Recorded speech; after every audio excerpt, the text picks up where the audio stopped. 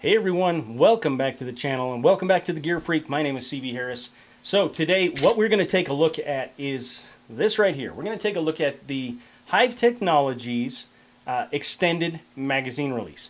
Now earlier in the month we talked about Hyve Technologies +1 base plate for magazines, and it's a matching set. I bought them as a matching set, and there actually is quite a few other components you can get in the same colors. Okay, this color is their tan/flat dark earth. It's definitely more tan than flat dark earth. It is available in a wide variety of colors, as is all of their custom parts there. It's available in the tan. It's also available in black, blue, gray, OD green, purple, and red. And for some handguns, they also have it in copper as well as Tiffany blue, and those are kind of their limited edition colors. They have a wide variety of parts. You can get triggers. The extended magazine release, they have +1 and +2 base plates. You can get pre-assembled magazines with +1 and +2. For some handguns, they also have just straight plates, no additional rounds. You can get the slide plates, and you can get them customized. You can get your own picture added to that as well. Pretty cool. All their parts are aluminum. They're machined aluminum, so precise fit. I think that's pretty awesome. The color coating on them is anodizing, so it's actually going to protect those parts from corrosion. Since they're aluminum, it's going to help protect them a little bit and make the material just a little bit harder, so it's not going to scratch as easy and stuff like that. And it looks fantastic as well. One of the things that I really like about Hyve Technologies, they're made in America, and they're a very inexpensive part. This is $19.99. It might be a little bit more than some of the plastic replacement parts that you can get, but being aluminum, I have no problem spending 20 bucks on an extended mag release. None at all whatsoever. It's pretty awesome, actually. Now, the one issue that I've run into is not a problem with the part whatsoever. It's actually a problem with holsters. This holster, this one is from Hoplite Concealment, and this one works fantastic with it.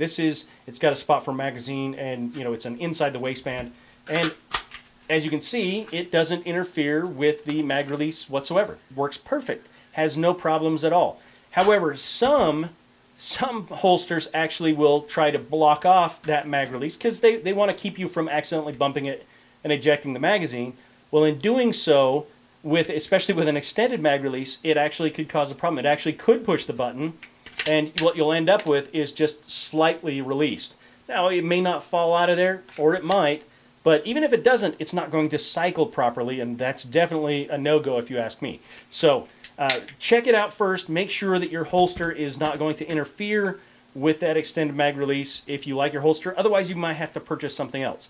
And that's going to be a problem with Kydex holsters as well as leather holsters.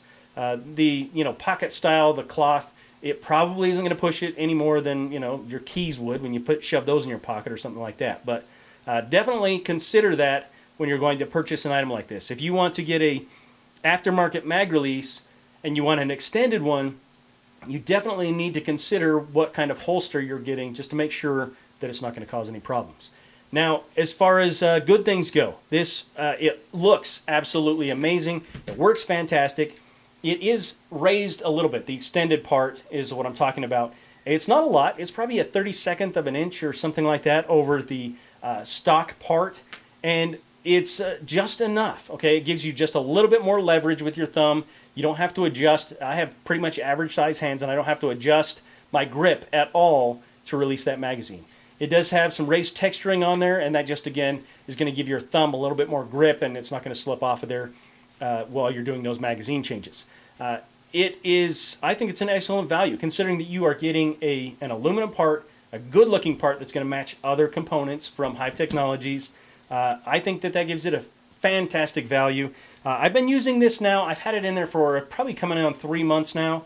I have had zero issues with it at all, and carrying my Glock 43 pretty much daily, and had no issues at all with it. Probably, I don't know, 200 rounds through it. Not a lot necessarily in the last 2 months. It's winter time here in Wyoming, but still have done some shooting, probably a couple hundred rounds, like I said, and the associated number of magazine changes, and haven't had any issues with it. So as far as assembling it goes, taking the old part out and putting a new part in, it can be a bit tricky. It's not bad. It took me, I think, about 15 minutes. And once I figured out what I wanted to do, I did it a little bit different than a lot of people on YouTube. You'll see videos of what they do. There's a spring bar, I'm not sure the exact part name, but it's just a pin type of thing, but it's the spring. It locks the magazine release in place. It also provides the spring tension for it, and I just removed that pin completely. Once I got it unlatched from the stock magazine release, I got in through the top, got some needle nose pliers, and just pulled that straight out. Removed it completely, got the new part in there, and then put that pin back in place. I found that to be easier than trying to fish the new magazine release around it, trying to fight with two parts at the same time. I was able to just do it one part at a time, and it worked out a lot better for me. Maybe in the future I'll do a video kind of explaining exactly what I'm talking about there. If you've changed out one of these parts before, you probably kind of have it in your mind and you visualize what I'm talking about. But if not, in the future, be on the lookout for it. I will do a video showing how to change that piece out. That will also allow you to reverse your magazine release if you're left-handed and you want to move that operation to the other side. So definitely a fairly straightforward change out. Like I said, it can be a little bit tricky, but it's really not all that difficult. There's a ton of videos on YouTube that you can watch. That's pretty much the same for all Glocks, the way the magazine release is going to change out. So even if you're watching one for a Glock 17, it's still going to get you at least fairly close on what to do with a Glock 42 or a 43 like this one here. So anyway, I hope you guys enjoyed the video today. If you did, it is always appreciated when you like and share the videos. And if you're not a subscriber, well, I have no idea what you're doing. You need to find that subscribe button. It's right down below. Put your crosshairs on it. Pull the trigger on your mouse. And then come back next Thursday for another Gear Freak. And remember, your mind, that is your most important weapon. And it's vital to be armed with information. Until next time, take care and be safe. Charlie Bravo, out.